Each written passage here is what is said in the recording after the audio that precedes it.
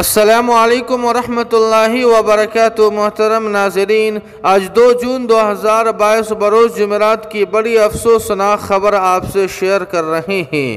جی ہاں ناظرین کرام، آپ کو بتلا دیں کہ عالم اسلام کی معروف و مشہور شخصیت حضرت مولانا یونس صاحب پالن پوری دامت برکاتہم کی والدہ محترمہ کا انتقال ہو گیا ہے۔ انا للہ و انا الیہ راجعون۔